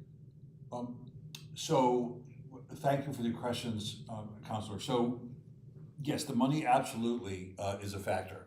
That we have a $2 million incentive to commit those funds by the end of this calendar year. And a year should be enough time to do this plan. The fact that it is a trial and they can be changed, I think mitigates against the sense that it's being rushed. I credit people are certainly entitled to their views. I don't mean to. I'm just offering a different perspective. And that, sorry, I forget the third. That's okay. We councilors are getting Yeah. many emails from residents and constituents who Well, feel that way. That's why I'm putting it forward as a Yeah, question. I would just say though, I tried to put the long-term context that we had, 5 years of people asking for this, so I don't know there. The other thing is that there's going to be, as we think of development, that that's going to increase the demand, the need for alternative transportations. We don't want to tell everybody that's coming to these new residents, welcome to Washington Street, please drive. We want to give them options, particularly, safe walking and safe access to buses and safe cycling. And I don't know that development will ever end. We live in a very dynamic market. Even outside from the village, the MBTA zoning, you could see things happening with some of those automotive businesses that are there now. I mean, we can't say what will happen in the next 5 to 10 years, but I feel with certainty there will be change, there will be reinvestment, and we're never gonna be at a steady state. So the fact that we've looked at the traffic volumes, what's anticipated, and what, the road as we have it now, and that this is a trial, to me, it's a safe bet. It's obviously the council's decision on this, so. So that's the answer I was thinking was coming, that we're trying to plan for the future. We're addressing a current situation that is less than ideal and planning for something that's flexible, that can be changed, that's still an improvement, and that right now looks like it can accommodate or at least adapt to potential change. Is that what you're saying, I think? Yeah, thanks. Okay, I'm done. I see other hands up and I'll quickly end. Thank you. Thank you. And I just to remind everybody, just was said earlier, but the vision plan was passed in 2019. So it's 5 years since we passed the vision plan. It's been a while. It's good to have something to look at. Councilor Wright, you're next. Thank you. Sorry I was late. I was in my other meeting. I just have a quick question. I don't know if it was discussed. I think it would be very helpful to have a fact sheet on the website, because like Councilor Kelly said, I'm getting texts, emails, there's in the listservs, there's constantly lots of questions, and some of the same ones are being asked. And if you need a sample list of what questions to answer, that we could probably give you some of that. Thanks. You're hired. Hey, I'll give you the questions. I didn't say I was gonna answer them. Well, that's okay, I can answer them, you ask. But Counselor, thank you so much for you and Counselor always work on this over the past year. So, great. Thank you, Councilor Wright. Councilor Lucas. Thank you, Madam Chair. Quick question for you, and then I have some questions for Mr. Ostroff. Is it the committee's, or is it up to you or anyone else to hold this, or are you looking to vote this out tonight? I think you're looking for approval to move forward. Yes, every day counts. Yeah, so we're not voting to approve a plan because this is a concept at this point. And they will be coming back to us in the spring with a 25% design. But this is approval to move forward with the concept 3. Exactly. Got it. Okay, all right, got it. Okay, so when I first saw concepts 1 through 4, concept 3 was my preferred plan. So I'm glad the working group selected that. I'm not a fan of those planters on the, the south side of the road. I think that's a potential accident waiting to happen, and the maintenance that is required. I would rather see permanent trees that abut the Mass Pike, but I guess we're not at that point yet. To follow up on what Councilor Wright said, yes, if it's not there already, on the Washington Street pilot webpage, if you could get traffic counts and crash data there, just so that everyone can all look at the same information.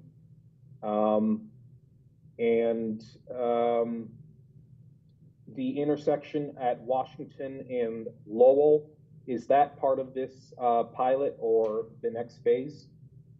It is not, we are not planning signal changes at this time. That's unlikely to be something we could work within the budget. That doesn't mean it's off the table forever. It's just not within the current scope. So, okay, all right, I was hoping it would be, because that intersection is a disaster. Lots of crashes and dangerous, making a left turn coming from all 4 directions. Understood. And yes, and I understand it's not part of this plan, but I was hoping it would be. On the north side of Washington Street, are there going to be any more restrictions of parking on the north side, just so that cars leaving those abutting roads can have a better view of Yes. the Washington Street roadway? Is that part of this Yes. phase? Yes. I can't hear you. Yes, it is, I'm sorry. Oh, okay. Where's the- All right, yeah. And Councilor Laredo asked a question as the second I jumped onto this call. He was asking about that, like 30-unit condo development at the Oakley Spa and where the FedEx trucks are gonna go. I think I heard that was the question. We had reserved some space on Walker Street in front of the proposed development where, you know, the Ubers and the FedEx trucks could stop to make their deliveries and pick up people. So just wanted to share that information. Great. And I guess that's all that I have. So thank you very much. Thank you, Councilor Lucas. Councilor Maliki. Thank you, and I apologize if I asked something that somebody has already asked. I'll go back and listen to the recording later. On my working assumption, based on what I heard early on, was a kind of a 10-year time frame, and I guess I haven't really heard anything that would change that. I think that would impact kind of how big you want those planters to be, because if you're gonna plant trees in tubs, basically, it would be nice if they had enough root space to last the whole time, and they weren't gonna have to start all over again in 5 years or something like that. Has that been studied yet? Yes, we've had conversations with the landscape designer on the team about that. And so species would absolutely be something and fit the purpose. Yeah, I can see why you're doing it that way. In the picture, the trees sort of are added protection for the bike lane, as opposed to having the bike lane right adjacent to the parked cars, where you, I guess, could get a few people getting out on the passenger side during bikes. But also, if you shifted everything, if you had the same spacing, I guess to get the trees in on the pike side, you'd end up having to move the curb north to make room for the trees, because I think there's often not a lot of very good space for the trees in the existing space, and I guess you're not moving curbs, so that seems like not feasible. Are you going to publish sort of a set of, Councilor Oliver asked for data on crashes and traffic counts and so forth, and I assume, do we by now have bicycle counts? Are we going to get that data, and are we also going to get kind of a list of, I hate the word metrics, but I guess that's what people call them, what levels of, bicycle frequency increasing or crashes decreasing, or what would be our measures of, is this successful or not in 3 years in, 5 years in, whatever? So we would, this presentation, which has some of the crash data and virtually everything that's been shared tonight, is on the website now. So that information is there, not, hopefully it's in a form that people want it. And yes, the question was asked about what kind of metrics. That is, I think, intrinsic to the idea of a measurement, of a test or pilot or trial. What are we measuring so we can assess how well it's working and what needs to change? So yes, absolutely to that. Okay, and I think the idea of taking away left turn lanes for certain streets, even though you think they're not very much used, I think that would be a hardship for people who live on those streets, because the it's a long way around to get to whichever street you might cut off from an eastbound left turn, if they have to go up the street before or up the street after. So I think I would urge you to try to avoid that. It's not so much that it would be a left turn prohibited, but that we would not have a dedicated left turn lane. That is, if the volume was so low that the trade-off in losing the parking, compromising the width of the roadway, would not be worth it. So we would not necessarily prohibit the left turn, just not have 50 feet of pavement. So it would just sort of hold up traffic on the occasions when it did happen. To the degree, yes. And finally, so the construction work on Dunstan East has already started, and then at some point the Armory will start. Are they, I'm not sure what arrangements are made, but is any parking spaces in front of those? I think there's not going to be any parking. The plan is not any parking in front of the Dunstan East construction site, that even without this project, it would be tapered down to one lane. Well, they will need a lane during construction. Yeah. Then the project team, consultants working with them carefully and working with our public works team and making sure that we're all harmonized. That's on our to-do list. Okay, is their use of that lane going to be sort of getting vehicles in early in the morning or out at night, or is it going to be in and out all day? Because if they're using those lanes to get whatever supply trucks or I don't know what else in and out during the day, with Washington Street down to one lane westbound, that could be a real disruption. I could not give you an authoritative answer for how the operations will be with their construction and. That's on your to-do list. Yeah, that's, Counselor Wright is gonna handle that when she's done with the FAQ. Counselor Malky, I'll memorialize that. We will figure that out. I trust Councilor Wright. Thank you. You bet. Sorry, Counselor Wright. Are we all set? Are we all set? Yes, thank you. Okay, so we need a motion to. Ward 3. Counselor Kelly, is that Ward 3? Yeah. Well, it's also Ward 2, so, I mean, anybody can make this motion. Anybody that wants to make this motion. I'll make the motion then. Okay? Who made the motion? Allison Leary. Allison beat me, right as I was. Okay, handling so my- two people are making the motion to approve concept 3, yes? Yes. Okay. All those in favor say aye. Aye. Aye. Opposed, no. Abstentions? Okay. Sorry that we took so long. I promise never to go over time again. I really appreciate the really thoughtful questions. You've given us a lot to think about and a lot to work on, so. Thank you. Thank you. Thanks very much. All right. All right.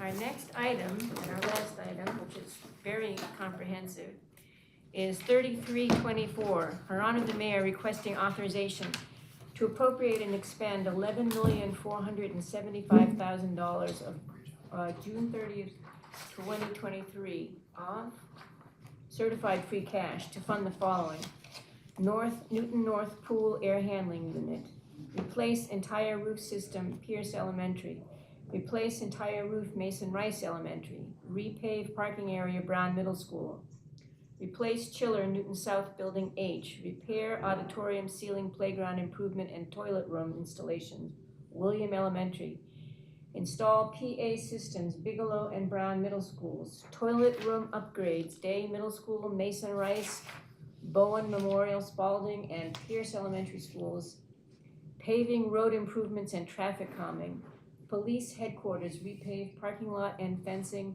Fire Station 2 heat pumps for staff area HVAC. And so, are you starting us off, I'll Mr. start Yo? you off. Okay. Wonderful. Thank you, Madam Chair and committee.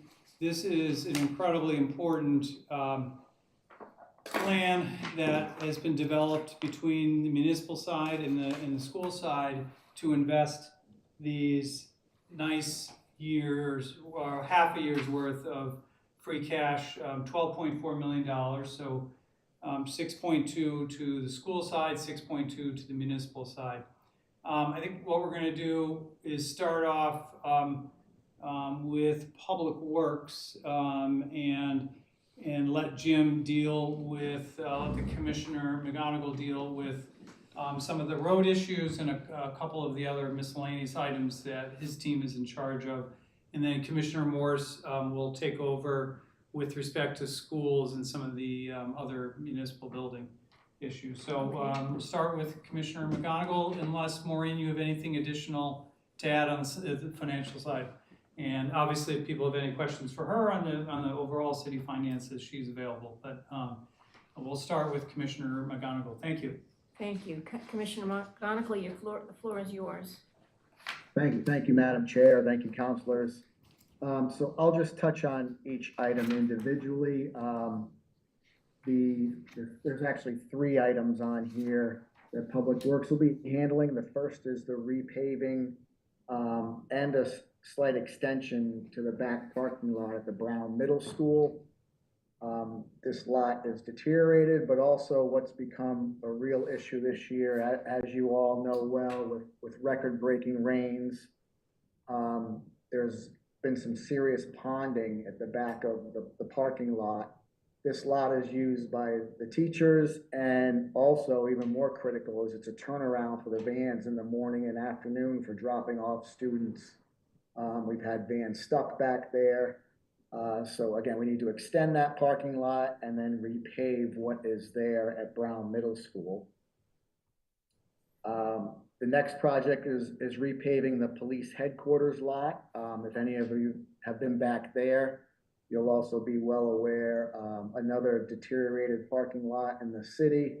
Also some severe drainage issues, again, especially this year with all the rain that we've had. We'll have to add some drainage there. And our initial investigation, when we took some cores, we actually drill into the pavement to see how thick the pavement is. In some areas, it's under 3 inches. We usually like to have 4 to 5. So we have to actually reclaim that entire lot. So dig out the lot entirely, regrade it. We'll add some drainage, catch basins in there, and then repave that. And the third item is the 5.25 million. That's the balance for, in the CIP, we have the Transportation Network Improvement Program, which is 9.5 million a year. That includes all of our street paving, sidewalk repairs, installs, new installs, and maintenance, traffic calming, and pavement marking. So that is 9.5 million a year. We usually come to you around this time of year asking for additional funds. What is funded through that right now is 2.3 in Chapter 90. There's 1.1 million from the previous override. I believe that was 2010. And then we have some funding in our operations budget for concrete and asphalt for the streets crews and painting supplies for our transportation crews. So this 5.25 would bring us up to the 9.5. We're preparing bids right now. We usually like to get those out this time of year, as many communities wait until the spring, and we receive our most competitive bidding when we're out to bid in February and March. Happy to take any questions on any of those 3 items. I had one question just before I start calling on others about some of the traffic calming is already done or underway. So is that like the one that comes to mind is the one at Lowell and Austin Street? And so is that being paid for out of this money, or is that additional? No, that was budgeted with our previous money. So some of these projects we have to, an example of piloting is we did that at Austin and Lowell. We piloted some early designs there, learned some lessons there.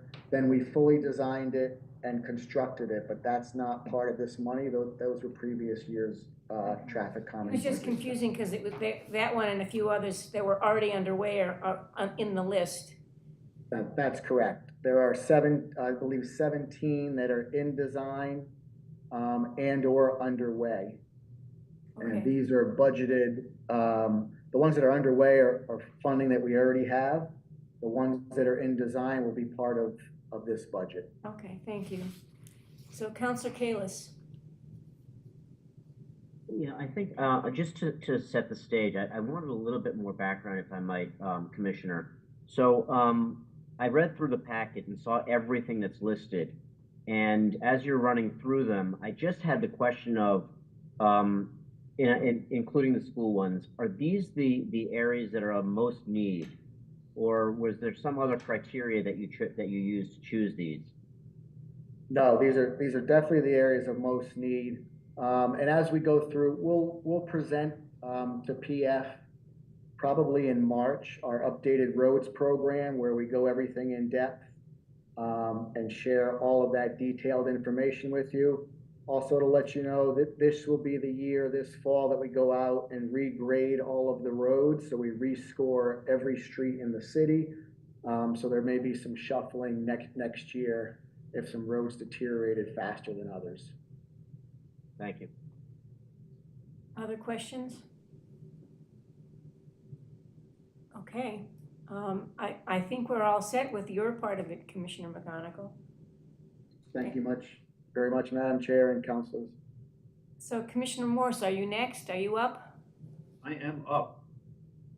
All right, thank you very much, everybody. You can all hear me? Yep. Okay, perfect. So I can't guarantee that I'm going to go in the exact order because but I will go from top to bottom, at least on my list. Hopefully it jives with what you have. I know it does in total, but so I think what I'll do is I will start with the Newton North High School pool air handling unit. So I should just say that in the backup you'll see I included letters not only from myself for each individual item. I have support letters from the principals for almost all of the items where it made sense. There were some where it was a little more technical and I opted not to. And then budget breakdown for everything. And I'll get into a little more detail on each of these. And I'm going to go fairly high level, but I'm happy to go into as much detail as folks would like.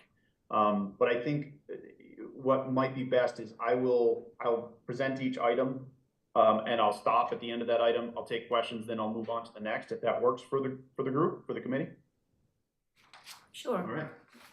So the Newton North High School pool air handling unit. So this pool air handling unit is 14 years old, which does not seem that old.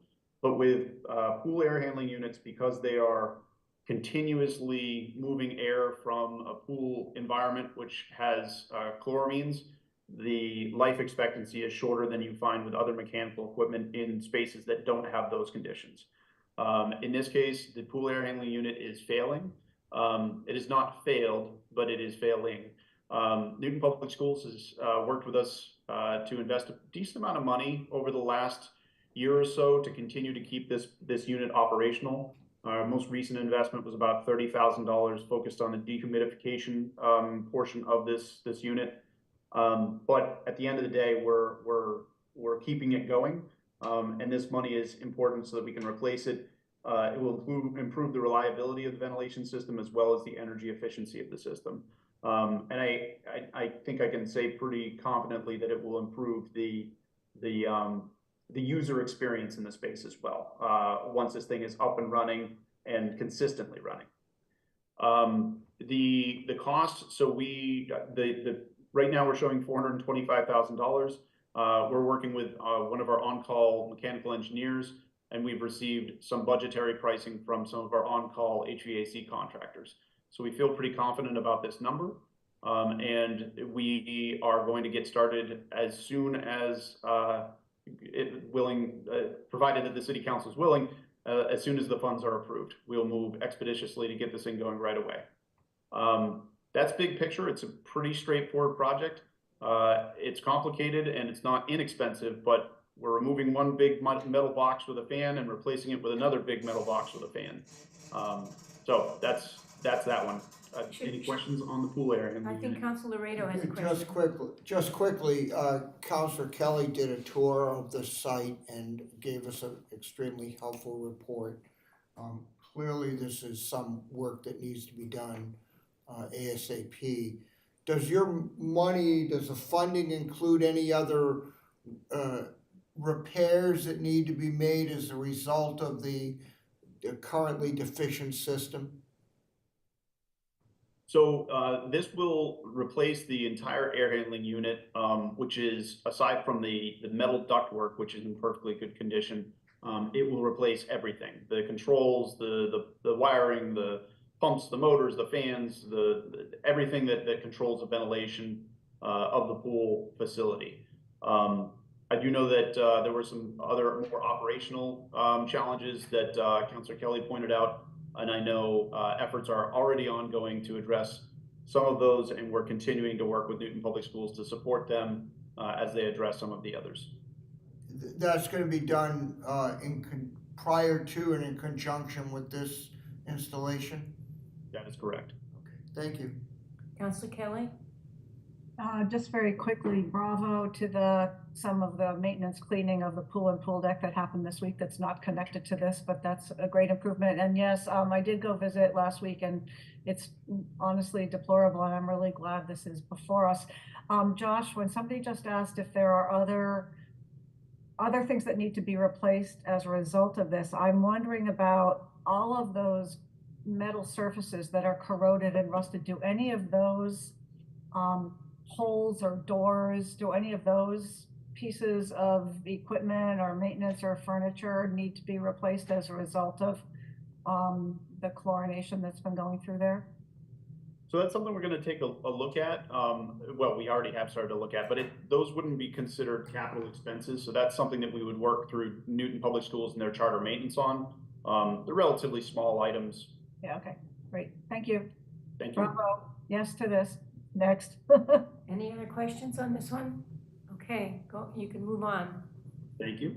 All right, the next couple, we're going to talk about roofs. So the backup shows $1.2 million to replace the Pierce School roof. This one is 21 years old and failing. Roof systems, you can get anywhere from 20 years to, if you're really stretching it, over 30 years out of these rubber membrane roofs. There's a lot of different reasons why one could last less or more: solar exposure, the type of roof system, you know, stresses. There's a lot of different reasons why. But the Pierce School is 21 years old. We track our maintenance through our online automated maintenance software system. We track roof work orders and we trend those. Roofs are systems that when you start to get towards the 20-year period, you'll start to see either that you don't have that increased repair call, or you start to see a significant increase in those repair calls. That's what we're seeing over at the Pierce School. So this is one that I know is a high priority in the Pierce community, both the parent community, the teachers, and the principal. You saw that in the support letter. This project will also make Pierce a prime candidate for solar PV. So we're excited about that, rooftop solar PV. So the cost, we are going to be working with one of our on-call architects to do the design, which a lot of it has to do, quite frankly, with meeting the latest energy code and the insulation requirements. But the cost, we have some really good data based on our recent bids. So I'm comfortable with our estimates on this.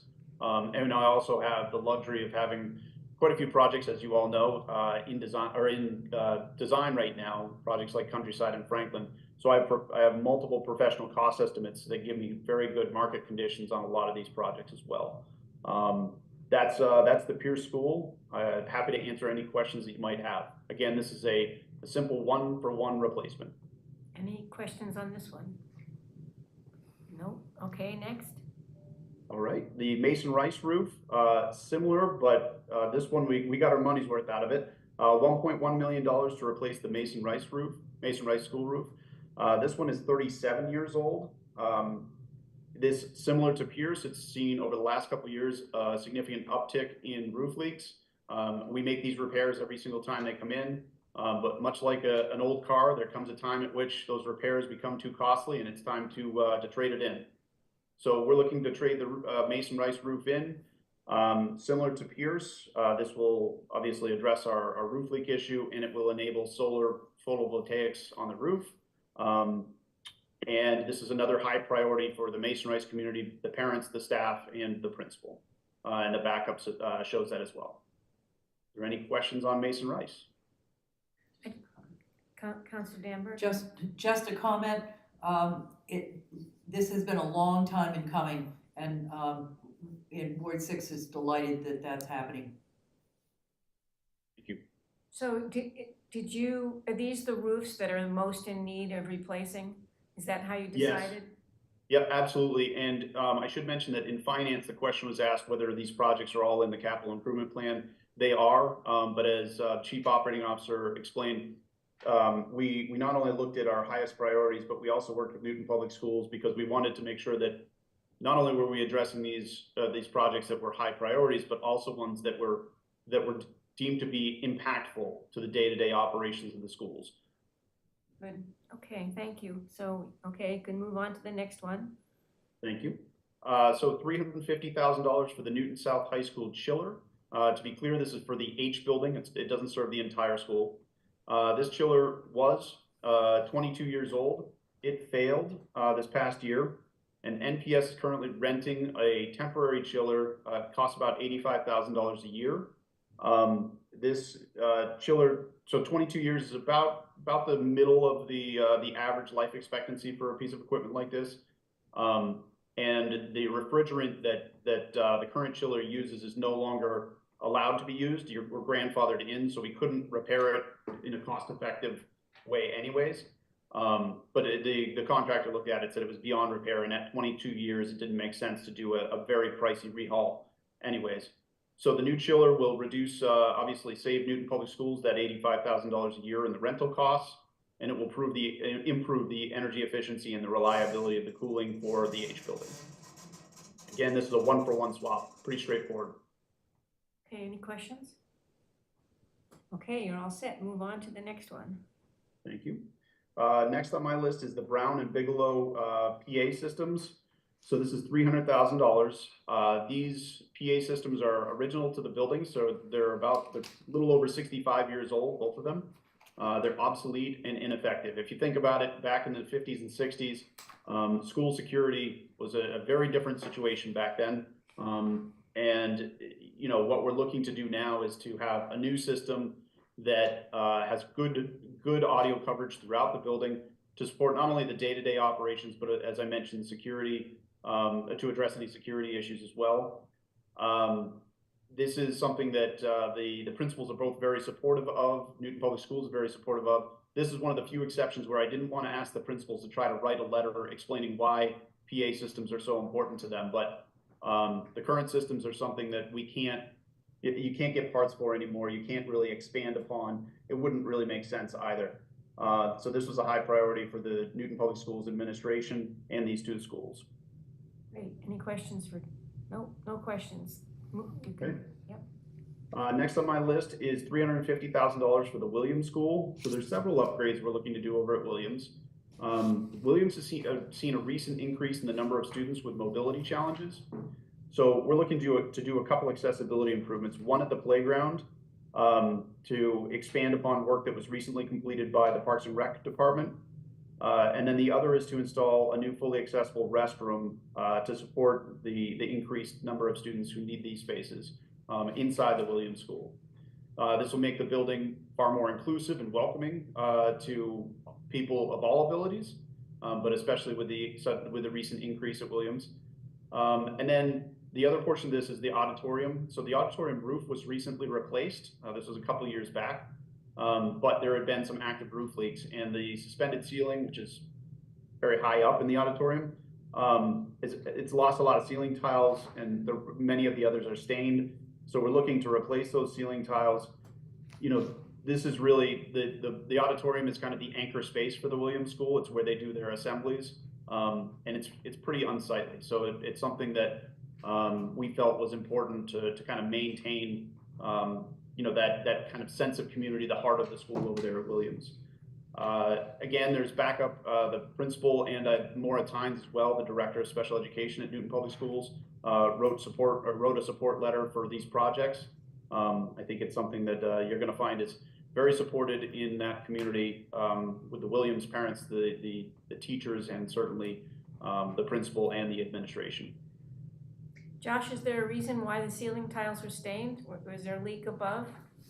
Yeah, so the auditorium roof was leaking, but as I mentioned, we replaced the roof a couple years back. Okay. But that project didn't have the funds necessary to go in and replace the ceiling tiles below.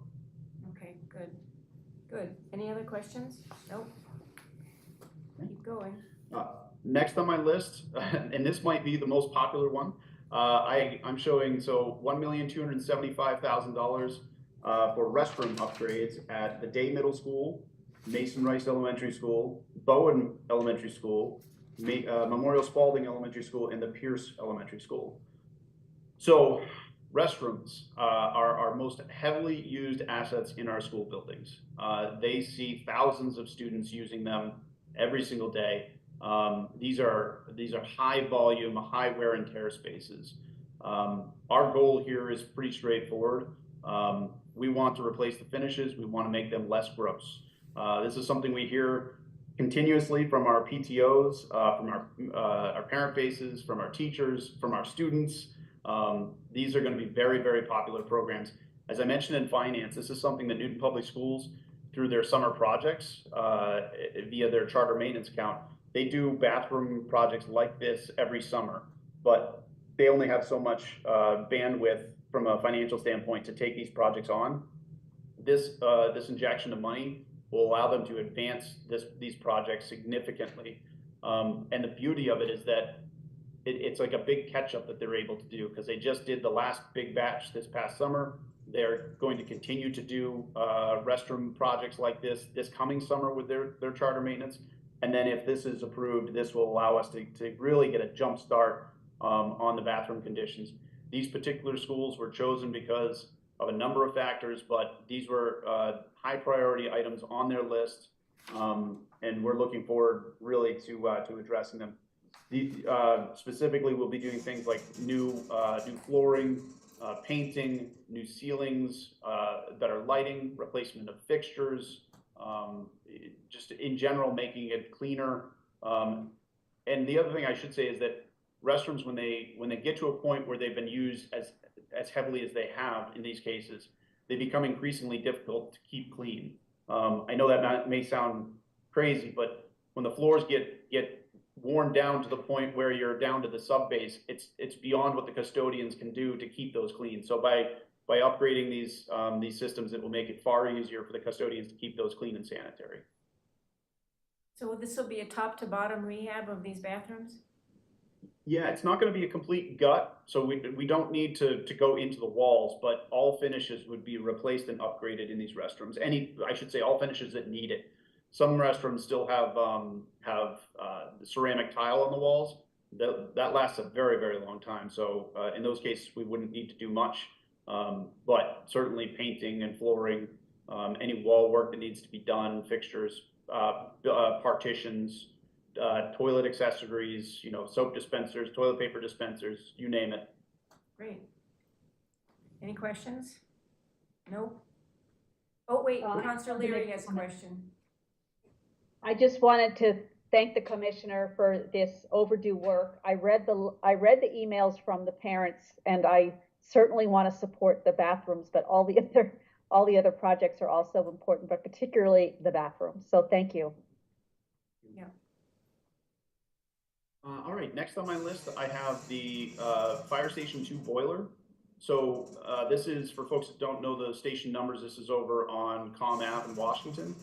So this is a 60-year-old steam boiler, gas-fired, and we've got our money's worth out of it, and it's becoming increasingly difficult to keep it running, and it's going to need to be replaced soon. So this was well thought out. Folks probably aware we replaced the windows over there a year or two ago, and that was the purpose of that was really to improve the energy efficiency of the building envelope. And we were doing that with our eyes set on the possibility of a conversion of that building from gas-fired steam heat to electric heat pumps. So the money that we're seeking will convert the building to all electric heat pumps. The only exception is we need to take a look at the apparatus bays. Those are very difficult to do all electric because when the bay doors open, you lose all of that heat. But that's going to be something that we work with our mechanical engineer on. So this is going to be a very popular project with Station 2 in the fire department. Not only is it going to improve the energy efficiency of the building, it will help us with our decarbonization goals. It's going to improve the reliability of the heating system, and provide far better climate control in the building. So these systems will provide heat and cooling. Currently, the building, as I mentioned, is steam heat, gas-fired. but for cooling, they're using window air conditioners. And the sooner I can get window air conditioners out of our brand new windows, the happier I will be. So I'm really looking forward to this project, and I know the fire department is very excited as well. Happy to answer any questions you have. Any questions? Any issues, comments? No? Then, and that's the whole list. I'll move to approve. So we have a motion to approve the whole list from Counselor Laredo. Any discussion? All in favor, say aye. Aye. Opposed, no. Abstentions? It's unanimous. Thank you. Thank you very much. And I think our work is done for the night. Great, Yeah, Thank you. good. Motion to adjourn. all right, let's go. Okay, good night. Good night, all. everybody. Thank you. Thanks, Josh. All right. You know, I realized Good that job. It's a good list. Ned Yeah. Cobb, It's a good, really good stuff. Well done. Was Ned on there? he was there, we should have introduced him. Shoot,